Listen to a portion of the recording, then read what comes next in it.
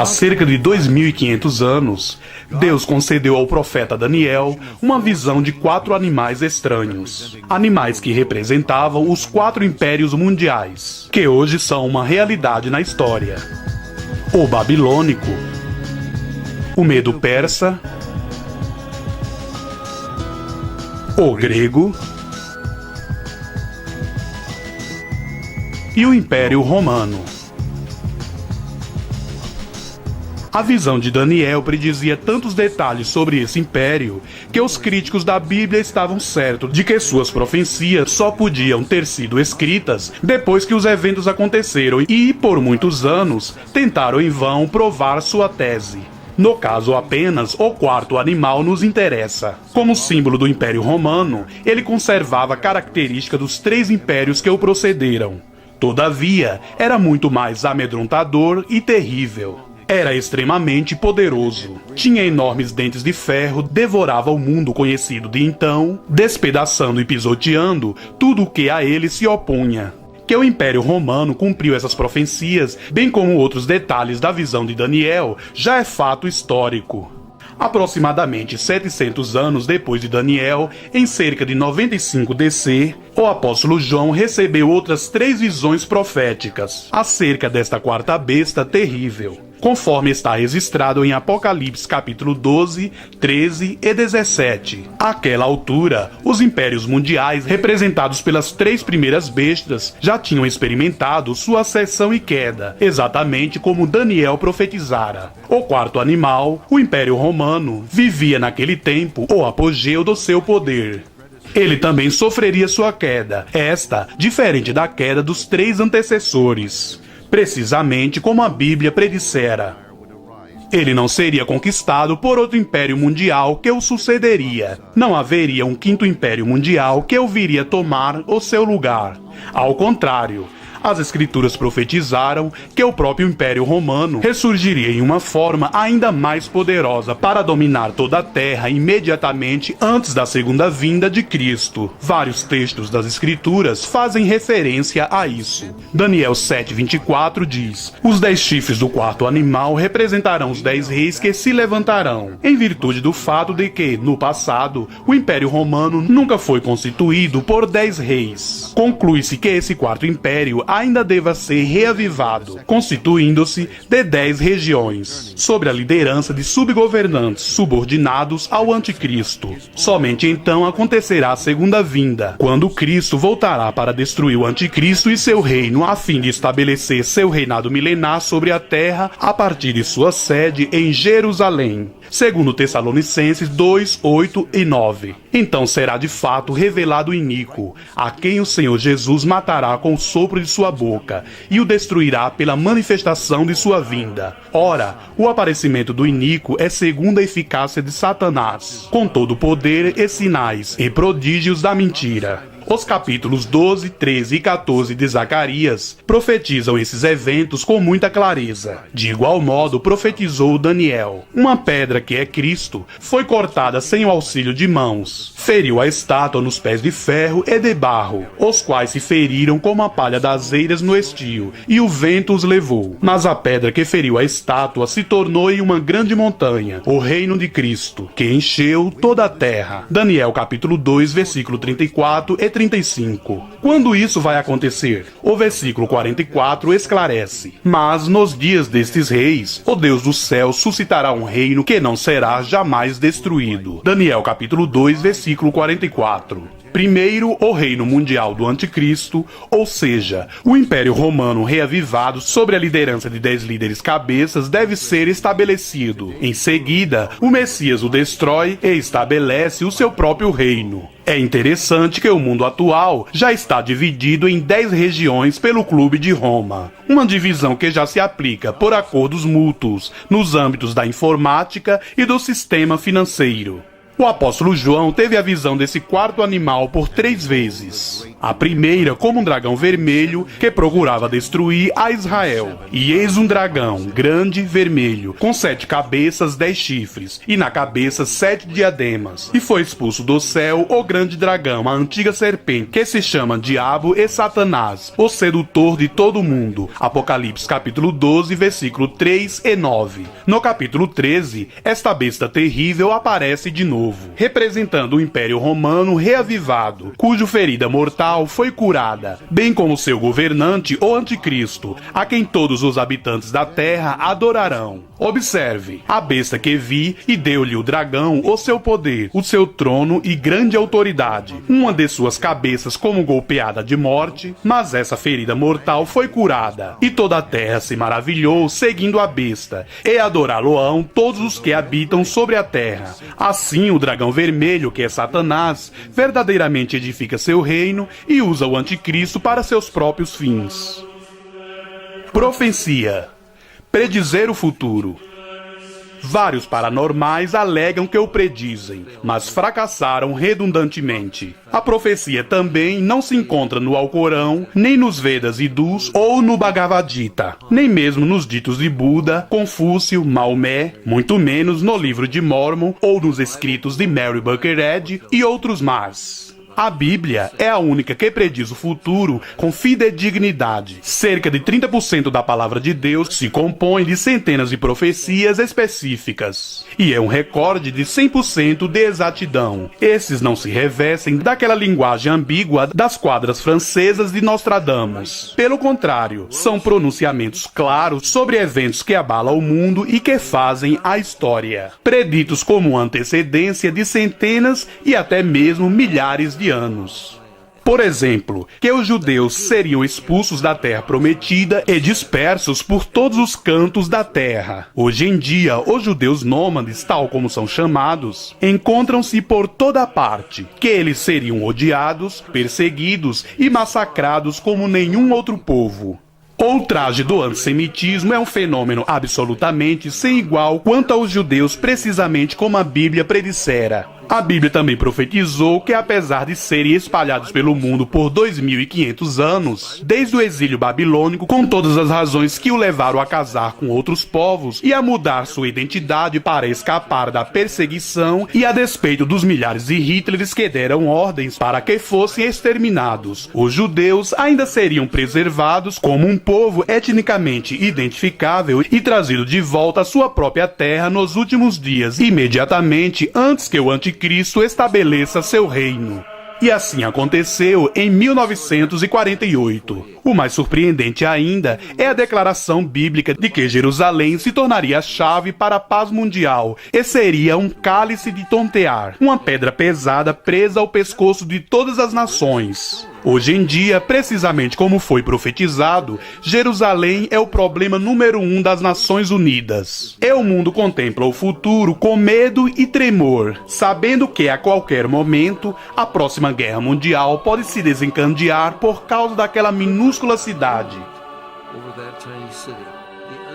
O inegável cumprimento dessa e de muitas outras profecias proporciona evidência irrefutável de que Deus existe e de que a Bíblia é a revelação dele ao homem.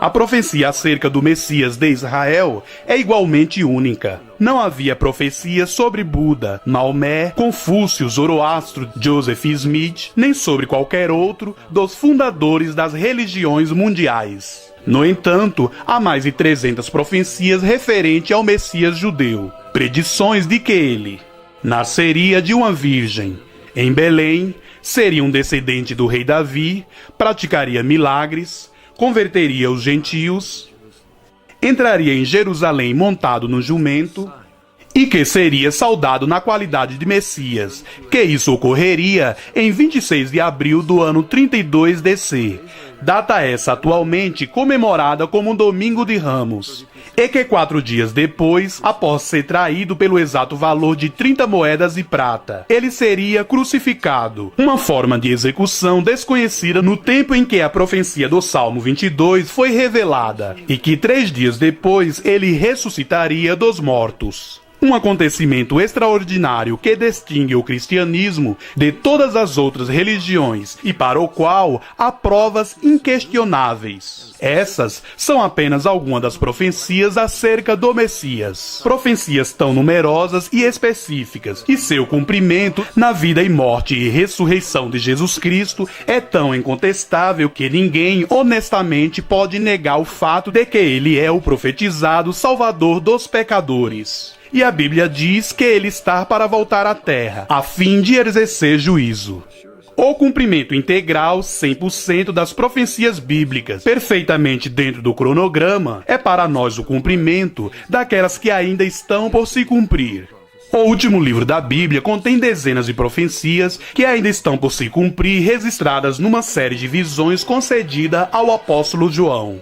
Há 3 visões da quarta besta, as quais representam Satanás, o anticristo e o Império Romano restaurado sobre o qual o anticristo governará. Entretanto, há outra figura intrigante que chega a ganhar mais espaço e notoriedade do que a besta. Uma mulher misteriosa. Na terceira visão que João tem dessa besta escarlate, com 7 cabeças e 10 chifres, uma mulher está montada na besta.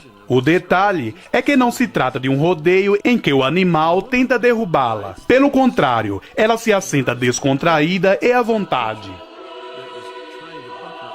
Por certo, uma personagem fundamental no desenrolar da cena dramática do governo do anticristo sobre o Império Romano reavivado. Em primeiro lugar, ela é uma cidade edificada sobre 7 montes. As 7 cabeças da besta são 7 montes ou colinas, nos quais a mulher está sentada. Várias cidades estão situadas sobre 7 montes. Porém, a visão do apóstolo João exclui todas elas, com exceção de uma. Na fronte da mulher estão escritas as palavras: Mistério, Babilônia. Saddam Hussein começou a reconstrução da antiga cidade de Babilônia no Iraque, a cidade-sede do Primeiro Império Mundial. Hoje em dia, apesar de Saddam Hussein não estar mais no governo do Iraque e de ter sido interrompida a construção, muitos líderes cristãos ensinam que a mulher é essa cidade, reconstruída como a sede mundial do anticristo. Todavia, a Bíblia diz que o Quarto Império, sediado em Roma, é que será restaurado, não o Império Babilônico. E a cidade de Babilônia não foi edificada sobre 7 montes, mas Roma o foi, além do que ter sido conhecida universalmente como a Cidade das 7 Colinas. A Enciclopédia Católica declara: é dentro da cidade de Roma, denominada de Cidade dos 7 Montes, que a área total do Estado do Vaticano, propriamente dito, está atualmente restrita. É interessante que Roma também era conhecido como Babilônia. O apologista católico Karl Keating escreve: Babilônia é uma palavra código para Roma. O termo é usado nesse sentido por 6 vezes no último livro da Bíblia e na literatura extrabíblica, tais como os oráculos sibilinos, o Apocalipse de Baruque e 4 Esdras. Eusébio Panfilho, ao escrever por volta do ano 303 d.C., observou que Pedro referiu-se figuradamente a Roma como Babilônia. Será que Roma poderia ser a mulher montada na besta? Isso faria sentido, já que a besta no qual ela monta é o Império Romano reavivado. Essa mulher também é chamada de a Grande Meretriz, com quem os reis da terra se prostituíram. É óbvio que uma prostituição literal seria impossível para uma cidade. Contudo, uma prostituição espiritual seria possível, desde que a cidade seja uma entidade espiritual. Jerusalém é uma cidade com tal característica. Recebe os designativos de Cidade Santa e Cidade de Deus. Tem sido escolhida por Deus para representá-lo perante as nações. Lamentavelmente, Jerusalém violou esse relacionamento e foi, por repetidas vezes, acusada de prostituição e adultério espirituais pelos profetas de Deus. O profeta Isaías disse acerca de Jerusalém: como se fez prostituta a cidade fiel. Isaías capítulo 1, versículo 21. Entretanto, Jerusalém não pode ser a mulher montada na besta, porque não foi edificada sobre 7 montes, nem se enquadra em nenhum dos outros requisitos descritos na visão de João. Só existe uma outra cidade no mundo que é uma entidade espiritual e que pode, portanto, cometer prostituição espiritual com os reis da terra. E mais, foi edificada sobre 7 montes. De novo, essa cidade é Roma, a sede do catolicismo romano, que se declara ser a sede da verdadeira igreja. O seu papa alega ser o vigário de Cristo. Além disso, a Igreja Católica Romana assevera que seus membros são os substitutos de Israel, o legítimo povo de Deus, e que Roma é, portanto, a Nova Jerusalém. A Roma Católica reivindica os mesmos títulos que Deus designou para Jerusalém, como Cidade Santa, a Cidade de Deus, a Cidade Eterna.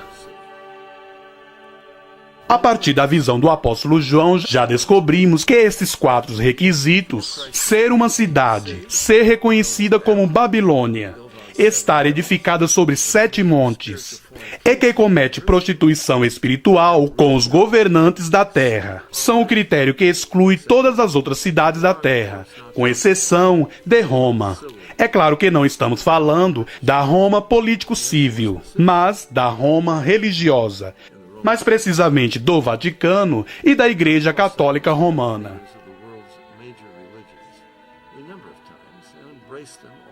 O Papa João Paulo II reuniu os líderes das principais religiões do mundo em muitas ocasiões e os recebeu como adoradores do verdadeiro Deus, entre os quais incluíam-se hindus, budistas, muçulmanos, animistas, shintoístas, xamanistas, feiticeiros e outros mais. Ele declarou a plateias hindus na Índia que não viera para ensinar-lhes nada, mas para aprender da rica herança espirituais dos hindus, a qual o mundo inteiro deveria prestar atenção. Todo mundo é aceito por Roma, exceto os cristãos evangélicos, a qual o Papa chama de seitas, e contra os erros dos quais ele adverte os católicos, tal como fez na cidade do México em maio de 1990, e desde então em outros lugares. Basta que alguém apenas leia os documentos ecumênicos publicados pelo Vaticano, da autoria do Papa e dos cardeais, tais como os do cardeal Kessinger, presidente do Conselho Pontifício para a Promoção da Unidade Cristã, e os do cardeal Heresy, presidente do Conselho Pontifício para o Diálogo Interreligioso, para perceber que o termo ecumenismo para Roma significa todas as religiões unidas sob a liderança do Papa. Isso fica claro no relatório geral do cardeal Heresy ao Consistério Extraordinário de Cardeais reunidos no Vaticano em abril de 1991, como está escrito no novo livro de Heresy, Religiões para a Paz. O engodo chega a tal ponto que a Federação Luterana Mundial assinou junto com o Vaticano uma declaração no qual luteranos entravam num acordo com os católicos, renunciando à reforma protestante. Contudo, nada mudou no falso evangelho das obras e rituais do catolicismo. A religião mundial, predita nas profecias, está em processo de formação diante dos nossos olhos, e o Vaticano é a sede desse movimento. Isso não é prostituição espiritual? Será que a Roma espiritual profanou seu pretenso relacionamento com Cristo e assim tornou-se culpada de prostituição espiritual? Cristo disse que seu reino não é deste mundo e que seus ministros não fazem guerra. No entanto, os papas, entre os quais incluem alguns dos maiores comandantes militares da história, guerrearam com exércitos e frotas navais em nome de Cristo, a fim de edificar seu enorme império, um inigualável império mundial repleto de propriedades, riquezas e influência política que é extremamente deste mundo. Eles frequentemente entram em acordos com imperadores, reis e príncipes, caracterizando assim sua prostituição espiritual. Alegando ser a noiva de Cristo, a Igreja Católica Romana tem ido para a cama com governantes ímpios ao longo da história. Em épocas ainda recentes, houve até mesmo alianças com Mussolini e Hitler. O Vaticano literalmente colocou Mussolini no poder. O Papa Pio XI e seus cardeais vieram a exaltá-los como um homem escolhido por Deus e proibiram os católicos romanos de se oporem a ele politicamente. Em troca, Mussolini assinou em 1929 a Concordata com o Vaticano, que oficializava o catolicismo romano como a única religião da Itália. O Vaticano recebeu por isso 750 milhões de liras em dinheiro e 1 bilhão em títulos do Estado. O dinheiro do Vaticano ajudou a patrocinar a fundação do Partido Nazista.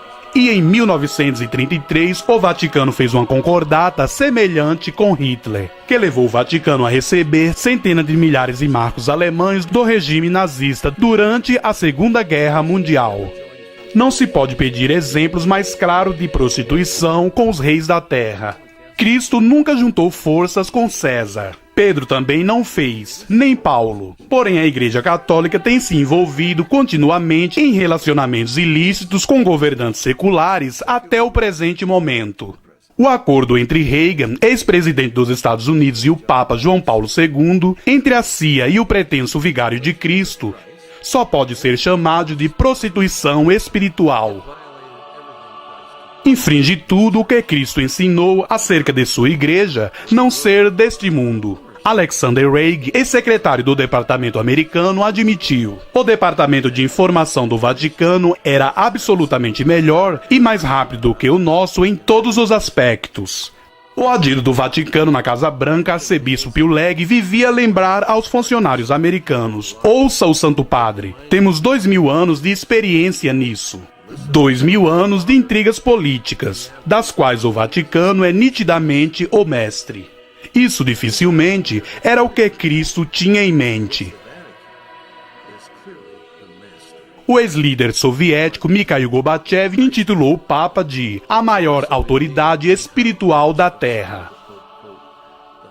Gorbachev sintetizou o papel terreno da Igreja Católica Romana ao declarar: o Papa João Paulo II desempenhou um importante papel político durante o colapso do comunismo no leste europeu. Os eventos ocorridos no leste europeu talvez não tivessem sido possíveis sem a presença desse Papa, sem o magnífico papel que ele soube desempenhar no cenário mundial. Tal louvor nunca poderia ser dirigido a Cristo ou aos seus apóstolos, os quais foram martirizados pelo mundo profano. Um mundo em que papas têm abraçado e até mesmo dominado em sua prostituição espiritual. O poder terreno do papado tem sido exercido por séculos, em cumprimento de outra parte da extraordinária visão profética do apóstolo João. No tempo de João, era a Roma dos Césares que governava o mundo. Depois que os Césares perderam seu poder, os papas passaram a governar em seu lugar, até mesmo sobre territórios mais extensos e de modo mais cruel. A bula papal In Coenam Domini de Gregório XI, datada de 1372, reivindicava o domínio papal sobre todo o mundo cristão, secular e religioso, e excomungava todos os que falhassem em obedecer aos papas e em pagar-lhes os impostos.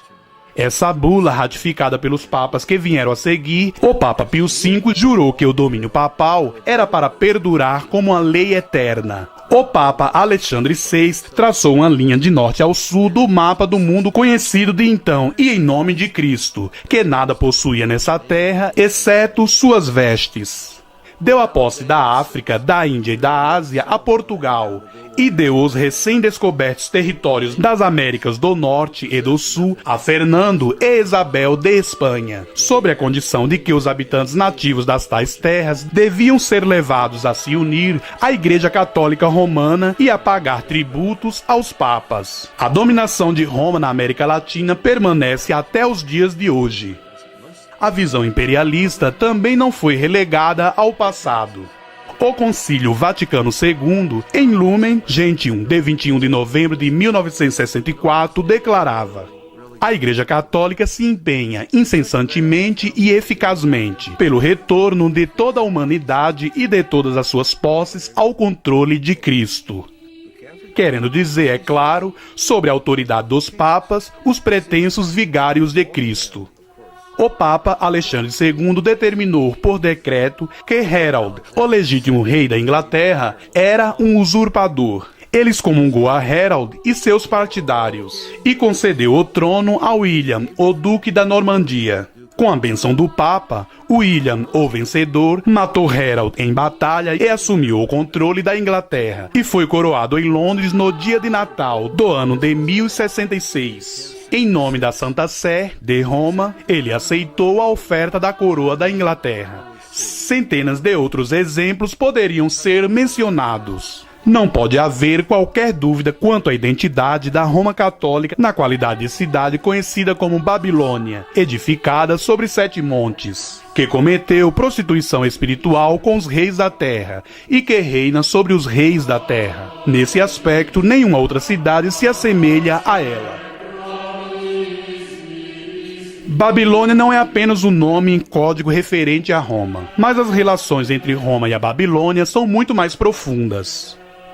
A antiga cidade de Babilônia foi construída nos arredores das ruínas da Torre de Babel, termo esse do qual seu nome se originou. Essa torre, projetada para alcançar o céu, foi a sede da primeira religião mundial, assim como Roma o será para a futura religião mundial do Anticristo. Além disso, assim como a Torre de Babel e a cidade de Babilônia formavam uma união entre religião e Estado, também os papas exercem tanto a autoridade civil quanto a religiosa. Da mesma maneira que a mulher e a besta na qual ela cavalgava unirão o governo mundial e a religião mundial no futuro, com a sua tentativa de alcançar o céu por etapas, de esforço próprio. Com a sua tentativa de alcançar o céu por etapas de esforço próprio, o sistema Babel-Babilônia era basicamente uma religião de obras. O mesmo sempre se verificou no catolicismo romano. A salvação é inquestionavelmente por meio das obras. O Concílio Vaticano II declara: para ganhar indulgências, a obra prescrita deve ser praticada. Na Igreja, desde os tempos mais antigos, as boas obras também eram oferecidas a Deus para a salvação dos pecadores. Todos os homens podem alcançar a salvação através da fé, do batismo e da observância dos mandamentos. É nítido que as boas obras desempenham um papel fundamental na obtenção da salvação segundo o catolicismo, como certamente qualquer católico testemunharia. O Concílio de Trento, como foi proposto novamente pelo Concílio Vaticano II, decretava: se alguém afirma que os sacramentos da nova lei não são necessários para a salvação, e que sem eles os homens recebem de Deus a graça da justificação somente pela fé, que tal pessoa seja anátema. Sem sombra de dúvida, por seu sistema de salvação por meio das boas obras e dos rituais. A Roma Católica se enquadra na descrição da mulher, cujo nome é Babilônia. O apóstolo João nos diz que o nome Babilônia, escrito na testa da mulher, é precedido pela palavra mistério. E mais uma vez, mistério é o próprio cerne do catolicismo romano. A encíclica do Papa Paulo VI sobre a Eucaristia intitula-se Mysterium Fidei. O Concílio do Vaticano II refere-se por repetidas vezes ao mistério da Eucaristia. O novo catolicismo universal do Vaticano declarava que toda a liturgia da Igreja é um mistério e que seu objetivo é iniciar almas no mistério de Cristo.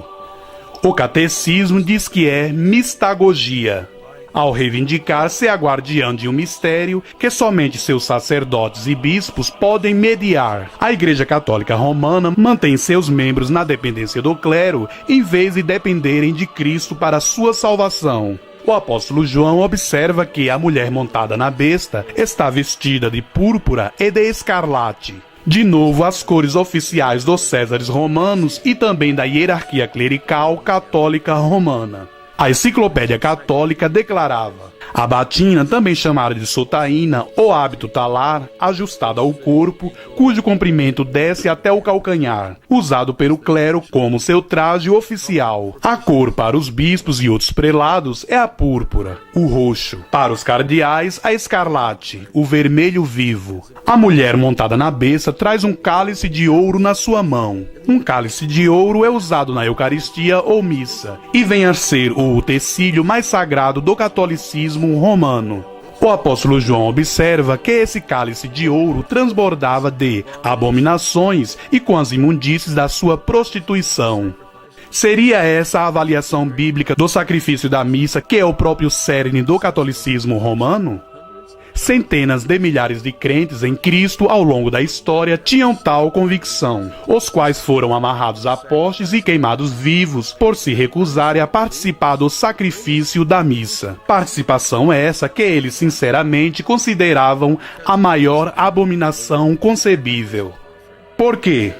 Porque alega ser literalmente a oferta sacrificial do corpo e do sangue de Cristo, apresentada por repetidas vezes, enquanto a Bíblia claramente afirmava que o sacrifício de Cristo na cruz foi consumado de uma vez por todas para nunca mais ser repetido. Cito o texto. Agora, porém, ao se cumprirem os tempos, se manifestou uma vez por todas, para aniquilar, pelo sacrifício de si mesmo, o pecado. Hebreus 9, versículo 26. O catolicismo alega que a declaração de Cristo por ocasião da última ceia, "Este é o meu corpo, este é o meu sangue", deve ser interpretada literalmente. O pão e o vinho que ele segurava em suas mãos ao proferir aquelas palavras tornaram-se literalmente seu corpo e seu sangue. E quando o padre profere aquelas mesmas palavras hoje em dia, o pão e o vinho se tornam novamente o corpo e o sangue literais, que devem ser sacrificados incessantemente nos altares católicos tão fielmente quanto Cristo foi sacrificado na cruz. No entanto, ninguém interpreta literalmente as palavras de Cristo quando ele disse: "Eu sou a porta", João capítulo 10, versículo 9. "Eu sou a luz do mundo", João 8, 12. "Eu sou o bom pastor", João 10, 14. Nem quando chamou seus discípulos de ovelhas. É óbvio que Cristo falava figuradamente quando se referiu ao pão e ao vinho como seu corpo e seu sangue. Era impossível que o pão fosse literalmente seu corpo, pois ele, em seu corpo físico, já estava ali assentado a segurá-lo na mão. Mais impossível ainda é que cada uma das milhões de pequenas hóstias possa simultaneamente se tornar o corpo, a alma, a personalidade e a divindade literais de Cristo, como um todo perfeito, segundo afirma o catolicismo. Isso não é literalismo, mas sim misticismo, o mistério gravado na testa da mulher. Cristo disse: "Eu sou o pão da vida. Se alguém dele comer, viverá." Entretanto, ele não se referia ao pão físico, nem se referia à vida e à morte físicas. Há outro erro grave nessa questão. O Concílio Vaticano II declara: "Na última ceia, nosso Salvador instituiu o sacrifício eucarístico do seu corpo e sangue." O Concílio de Trento é da mesma opinião de que Cristo, na ocasião da última ceia, ofereceu a Deus, o Pai, seu próprio corpo e sangue, sob a forma de pão e vinho. Se for assim, conclui-se que ele foi sacrificado pelos pecados do mundo na ocasião da última ceia, antes mesmo que fosse pregado na cruz, o que é uma heresia grosseira. Na verdade, ele nem precisava suportar literalmente o sofrimento físico da morte de cruz, já que os sacerdotes católicos, segundo alegam, podem realmente transformar pão e vinho em seu corpo e sangue autênticos de Cristo e oferecê-los como sacrifício propiciatórios nos altares. O Dicionário Católico de Bolso afirma: "A missa é um autêntico sacrifício propiciatório pelo qual o Senhor é apaziguado, concede graça e perdoa delitos e pecados." O Concílio de Trento declarou: "A Eucaristia é o único e verdadeiro sacrifício." Se esse é o caso, a cruz literal não era necessária. Evidentemente, o catolicismo ensina que a cruz é essencial, todavia, rebaixa a cruz ao mesmo nível de importância da missa, declarando que o sacrifício de Cristo na cruz só é eficaz pela sua repetição na missa, e nesse caso apenas parcialmente, cada vez que a missa for repetida. São necessárias muitas repetições da missa para levar uma alma ao céu. Na realidade, nem o próprio Papa tem condições de dizer quantas missas são necessárias, segundo explica o Dicionário Católico de Bolso. Finalmente, a missa é o meio divinamente ordenado de aplicar os méritos do Calvário. Cristo conquistou pelo mundo todas as graças que este necessita para a salvação e santificação. Porém, essas bênçãos são conferidas gradual e continuamente a partir do Calvário, e principalmente através da missa.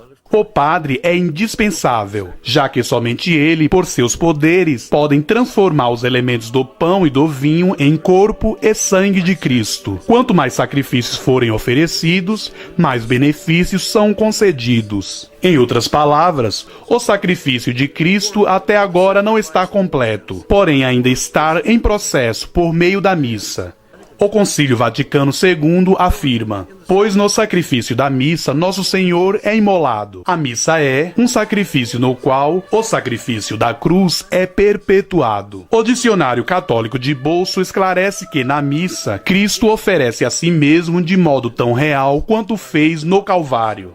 Mas, então, o que Cristo queria dizer quando bradou em triunfo: está consumado?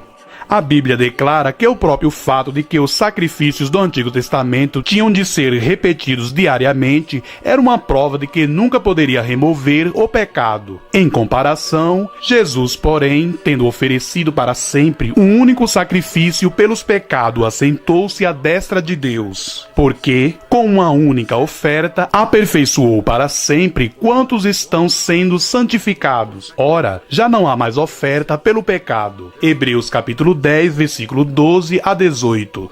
Há uma enorme diferença entre o Cristo da Bíblia e o Cristo do catolicismo, o qual ainda está sendo sacrificado e sofre perpetuamente. Numa tentativa de suavizar esse erro, o Concílio Vaticano II justifica que, na missa, Cristo perpetua de uma maneira não sangrenta o sacrifício oferecido na cruz. Entretanto, a Bíblia nitidamente declara: sem derramamento de sangue não há remissão de pecados. Hebreus capítulo 9, versículo 22. Por isso, o sacrifício sem sangue da missa, desprovido daquele sofrimento real por parte de Cristo, não pode remover o pecado. O catolicismo explica que Cristo não está sendo de fato sacrificado por muitas e muitas vezes, mas que seu sacrifício na cruz está sendo representado ou feito presente. Tal afirmação não faz sentido. Um acontecimento que se concretizou no passado não pode ser feito presente. Além disso, se o evento passado cumpriu seu propósito, não há razão de querer perpetuá-lo no presente, ainda que isso pudesse ser feito. Por exemplo, se um benfeitor paga ao credor a dívida de alguém, a dívida se foi para sempre. Não faria nenhum sentido falar-se em reapresentar, tornar a pôr em vigor, nem em perpetuar o pagamento no presente. A dívida foi paga numa transação que foi efetuada e concretizada no passado. Alguém poderia muito bem se lembrar com gratidão do pagamento que foi efetuado. Todavia, não haveria efeito capaz de revalidar a dívida, visto que não há mais nenhum débito a ser pago. O mesmo se deu com o pagamento que Cristo efetuou pelos nossos pecados na cruz. No momento em que morria, Jesus exclamou: está consumado. João capítulo 19, versículo 30. Usando o termo grego tetelestai, o qual significa que a dívida fora totalmente paga. Contudo, o novo catolicismo da Igreja Católica diz: como sacrifício, a Eucaristia é também oferecida em ressarcimento pelos pecados dos vivos e dos mortos, bem como para obter benefícios espirituais ou temporais da parte de Deus. Isso é o mesmo que tentar pagar mais prestações de uma dívida que já foi plenamente paga. Evidentemente, a missa é uma negação da suficiência do pagamento pelo pecado que Cristo efetuou na cruz. Esse é um erro gravíssimo e aqueles que confiam no sacrifício da missa não recebem nenhum benefício do legítimo sacrifício de Cristo na cruz. E mais, estão perdidos para sempre. A fim de dar continuidade à obra da redenção, o sacerdócio católico pretexta realizar o milagre da transubstanciação, transformar o pão e o vinho no corpo e no sangue de Cristo, por trás do aspecto externo de pão e vinho que permanece. Supõe-se que isso seja um grande milagre, ainda que a hóstia e o vinho permaneçam inalterados no seu aspecto físico e sabor. Contudo, não existe esse tipo de milagre na Bíblia. Será que Cristo alguma vez deu visão a um cego por trás do aspecto externo de cego que permaneceu? Houve alguma ocasião em que ele ressuscitou alguém por trás do aspecto externo de morto que permaneceu? O dogma do purgatório é outra abominação. O Concílio Vaticano II declara que, embora Cristo tenha sofrido para levar sobre si nosso castigo eterno, temos que sofrer pessoalmente para expiar o devido castigo terreno por nossos pecados. Os pecados devem ser expiados por meio das aflições, das penúrias e tribulações desta vida, ou na vida por vir, através do fogo e tormentos ou castigos purificadores. No purgatório, as almas daqueles que morreram na caridade de Deus e se arrependeram verdadeiramente de seus pecados e omissões são purificados depois da morte com punições destinadas a remover, purgar sua dívida. Porém, o próprio apóstolo Pedro declarou que Cristo morreu uma única vez pelos pecados, o justo pelos pecadores, para nos conduzir a Deus, não ao purgatório. Ainda há mais uma contradição.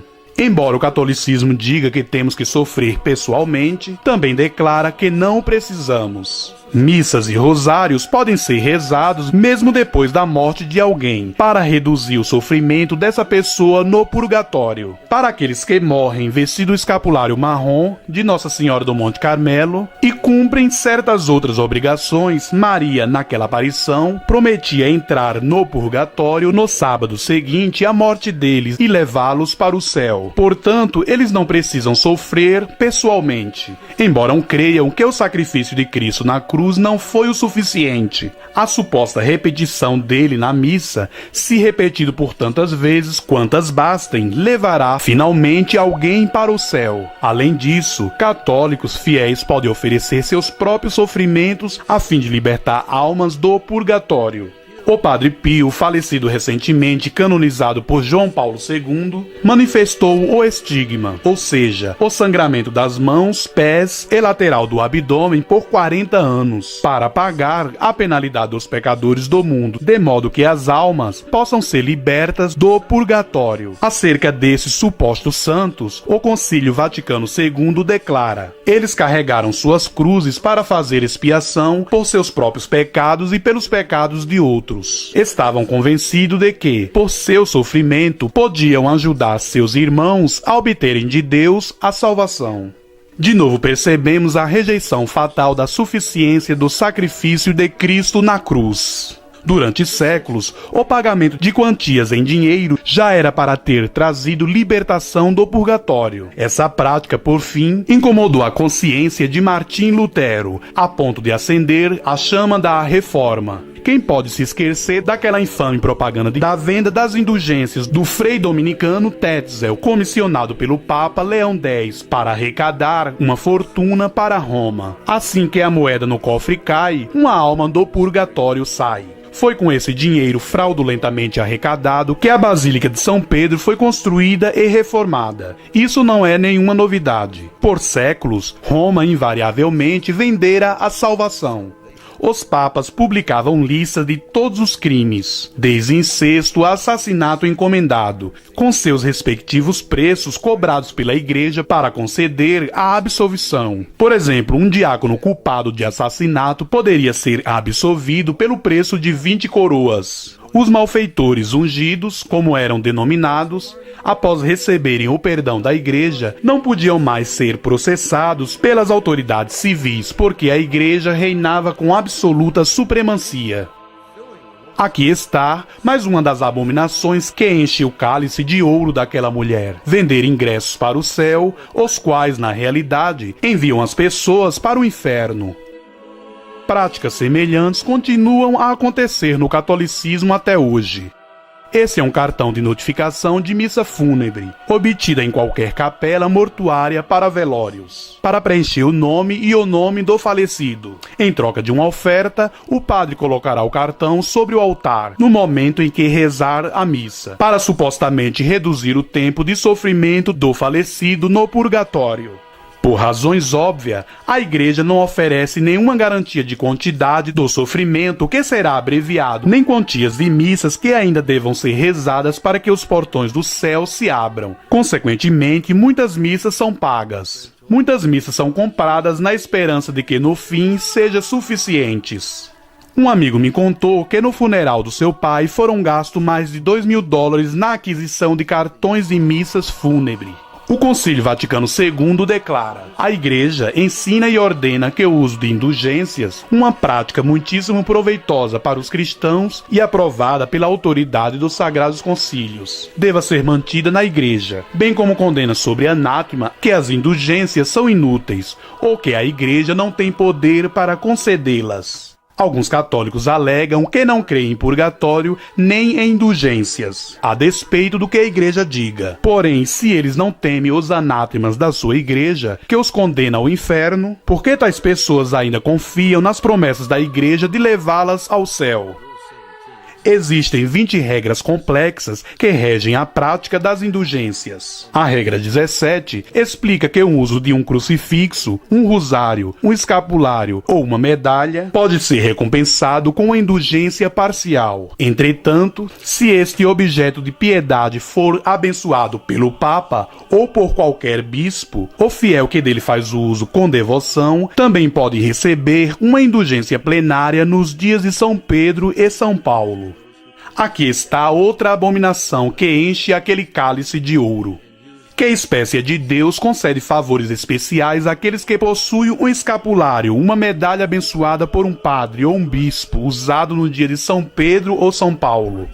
Lembre-se que a Igreja Católica diz que tais objetos têm o poder de proporcionar aquilo que os sofrimentos de Cristo na cruz não puderam. Por falar em abominações, essa mulher é chamada de a mãe das meretrizes. Além das meretrizes espirituais, o catolicismo romano gerou prostitutas literais aos milhões. Inúmeros padres, bispos, cardeais e papas celibatários ao longo da história tiveram suas amantes. Houve papas que foram filhos de outros papas supostamente celibatários. O Papa Silvério era filho do Papa Hormidas, e João XI era filho de Sérgio III. Na lista de bastardos que governaram a Igreja encontra-se os papas Bonifácio I, Gelásio, Agápido, Teodoro, Adriano IV e outros mais. Não é de admirar que o Papa Pio II, que também foi pai de filhos ilegítimos, tenha dito que Roma era a única cidade no mundo dirigida por bastardos. Por séculos, a piada predileta era que Roma tinha mais prostituta do que qualquer outra cidade na Terra, porque contava com maior número de celibatários. A exploração sexual por parte de padres e freiras supostamente celibatários, outrora encoberta, tem sido cada vez mais publicada.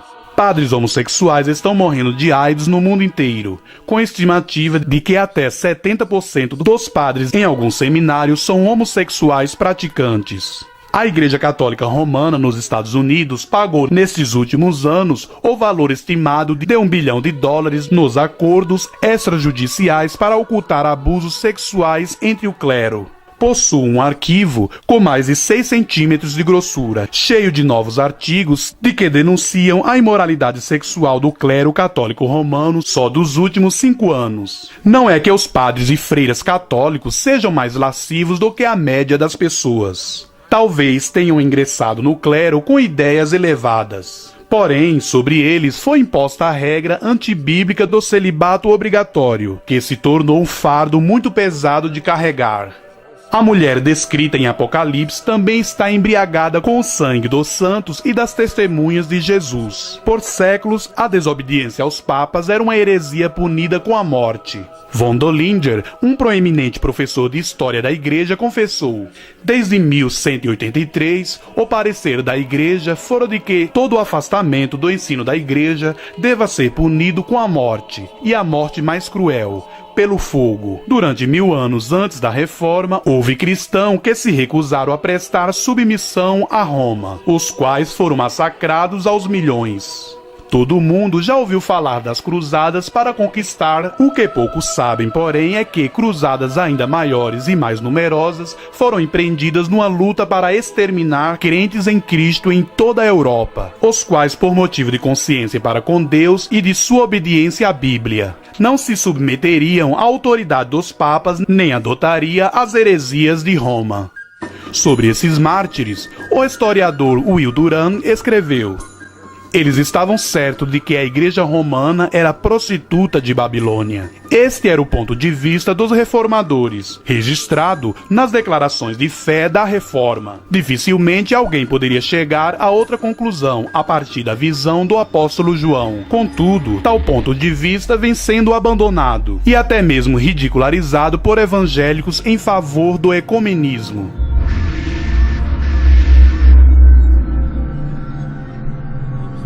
Os papas prometiam a entrada imediata no céu por aqueles que dessem sua vida na luta pelo extermínio dos hereges. Levou aproximadamente um século para exterminar os cristãos albigenses, os quais em determinada época constituía a maioria da população do sul da França. Entre as cidades devastadas pelo Papa Inocêncio III estava a de Béziers na França, onde 60.000 pessoas foram massacradas, incluindo mulheres e crianças. No escandaloso massacre ou Noite de São Bartolomeu, em agosto de 1572, 70.000 huguenotes foram mortos. Mais de 200.000 pessoas foram assassinadas no período de alguns meses, o que levou outros 500.000 a fugirem para países protestantes na busca de refúgio. Os valdenses quase foram completamente exterminados, como aconteceu no caso dos husitas, os adeptos de João Rous. Aqui está um trecho extraído da carta do Papa Martinho V, endereçada ao rei da Polônia em 1429, cerca de 100 anos antes da Reforma. Sabei que os interesses da Santa Sé e os de vossa coroa tornam um dever o extermínio dos husitas. Lembrai-vos de que essas pessoas ímpias atrevem-se a proclamar princípios de igualdade, que todos os cristãos são irmãos, que Cristo veio à terra a fim de abolir a escravidão. Conclama o povo a liberdade. Portanto, enquanto ainda há tempo, dirigi vossas forças contra a Boêmia. Queimai-a, massacrai, fazei desolação por toda parte, pois nada poderia ser mais agradável a Deus ou mais útil à causa dos reis do que o extermínio dos husitas. Não temos tempos para mencionar o horror e as torturas e assassinatos ordenados pela Inquisição, os quais, por séculos, aterrorizaram toda a Europa. Não houve cidade na terra que tenha derramado mais sangue tanto de crentes em Cristo quanto de judeus do que a cidade de Roma. A Roma pagã lançou os cristãos aos leões e os matou em perseguições periódicas durante os 3 primeiros séculos da era cristã. Todavia, isso não foi nada comparado quanto aos crentes em Cristo e judeus, promovida pela Roma católica. O historiador Will Durant imparcialmente escreve: comparado à perseguição promovida pela Igreja Católica Romana na Europa contra a suposta heresia, a perseguição contra os cristãos nos 3 primeiros séculos depois de Cristo, promovido pela Roma pagã, pode ser considerada um método brado e humano. Sim, essa mulher de fato está embriagada com o sangue dos santos e com o sangue das testemunhas de Jesus. E nenhuma outra cidade chega aos pés de Roma nesse sentido. Fato de que é uma mulher que está montada na besta também sugere tratar do catolicismo romano, no qual a figura principal é uma mulher, uma Maria, supostamente impecável e imaculada, eternamente virgem e onipotente, que a Igreja de Roma inventou e adora. Os católicos negam que adoram Maria e insistem que a devoção e honra que prestam a ela é de qualidade inferior àquela que prestam a Deus, o Pai, e ao Filho e ao Espírito, talvez em teoria, mas não na prática. Há milhares de santuários enormes e pomposos dedicados a Maria ao redor do mundo. Só na França são aproximadamente 1000. Visitados por centenas de milhões de pessoas a cada ano. Contudo, há pouquíssimos santuários dedicados a Cristo. E os que existem geralmente são muito pequenos e poucos visitados. Os peregrinos dirigem-se aos santuários de Maria a fim de pedir a sua ajuda e proteção. Tanto o Novo Catolicismo Universal da Igreja Católica quanto o Concílio Vaticano II declaram: desde os tempos mais antigos, a Virgem Bendita tem sido honrada com o título de Mãe de Deus, a quem os fiéis recorrem na busca de proteção em meio a todos os perigos e necessidades. Por que recorrer à proteção dela, quando a proteção de Deus está a nosso dispor? E mais, se essa Maria católica pode realmente proteger todos os católicos de qualquer perigo e suprir todas as suas necessidades, então ela deve ser, no mínimo, tão poderosa quanto Deus. Além de aparentemente mais compassiva, porque pelo menos 100 vezes mais orações a ela do que ao próprio Deus. Talvez até 1000 vezes mais dirigido a ela do que o número de orações dirigidas ao Pai e a Cristo juntos. Foi Cristo, e não Maria, quem morreu pelos nossos pecados. Será que ele não provou seu amor?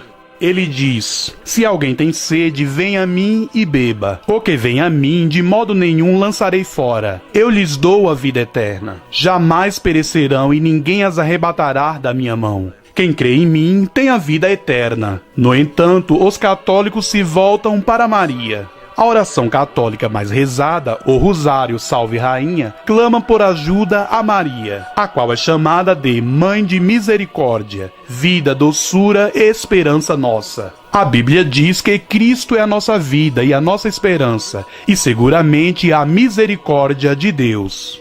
E certamente a misericórdia de Deus já fora estendida à humanidade, muito antes de que Maria nascesse, de modo que dificilmente ela poderia ser a mãe de misericórdia. A Maria católica não é a Maria da Bíblia. Pelo contrário, para dizer a verdade, ela é a mulher montada na besta. Ela tem aparecido no mundo inteiro em milhares de aparições, oferecendo seu plano de paz para o mundo, e milhões de pessoas depositam sua confiança e fé nela, em vez de depositarem em Jesus Cristo. O anticristo está vindo para estabelecer seu governo e a sua religião mundial em parceria com a mulher montada na besta, essa cidade situada sobre 7 montes, cujo código é o nome Babilônia, cujas cores são a púrpura e o escarlate, que tem cometido prostituição com os governantes da terra e tem governado o mundo, que as suas doutrinas antibíblicas chama-se de mistérios, para enganar seus seguidores, que tem em sua mão um cálice de ouro transbordante de abominações, e que está embriagada com o sangue dos santos. Ela desempenhará um papel fundamental até que o juízo de Deus lhe sobrevenha. Enquanto isso, uma voz clama do céu: retirai-vos dela, povo meu, para não serdes cúmplices em seus pecados. Apocalipse capítulo 18, verso 4. Eu sou o caminho, a verdade e a vida. Ninguém vem ao Pai senão por mim. João capítulo 14, verso 6. Vinde a mim todos os que estáis cansados e sobrecarregados, e eu vos aliviarei. Tomai sobre vós o meu jugo e aprendei de mim, porque sou manso e humilde de coração, e achareis descanso para a vossa alma, porque o meu jugo é suave e o meu fardo é leve. Mateus capítulo 11, verso 28, 30.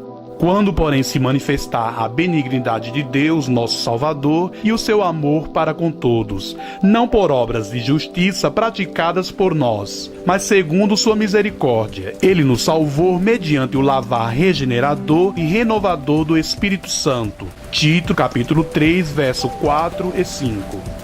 Depois, trazendo-os para fora, disse: Senhores, que devo fazer para que seja salvo? Responderam-lhe: crê no Senhor Jesus e serás salvo tu e tua casa. Atos capítulo 16, verso 30 a 31.